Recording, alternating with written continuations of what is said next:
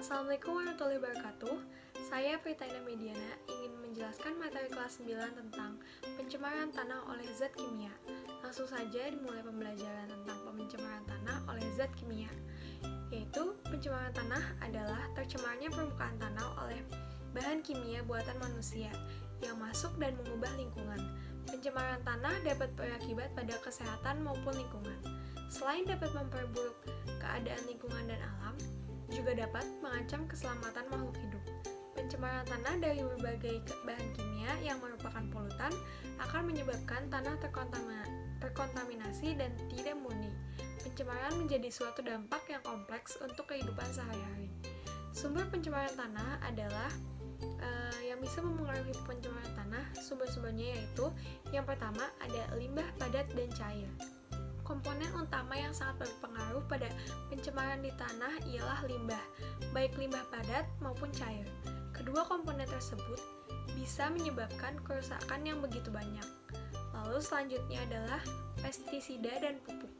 Salah satu aktivitas manusia yang cukup berpotensi menyebabkan pencemaran tanah ialah pertanian.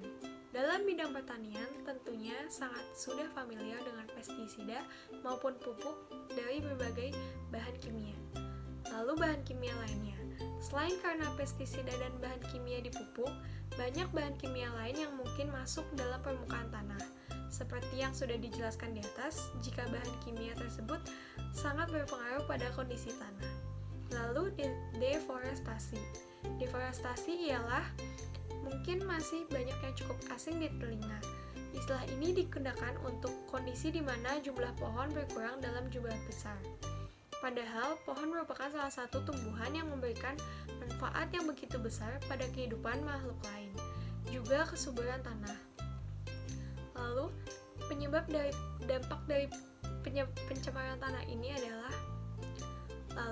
dampak dari pencemaran tanah ini adalah berikut beberapa dampak dari pencemaran tanah. Yang pertama adalah kematian makhluk hidup.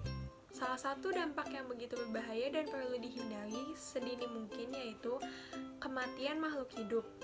Tingginya jumlah kematian makhluk hidup bisa meningkat drastis ketika pencemaran tanah terjadi secara terus-menerus. Lalu polusi udara.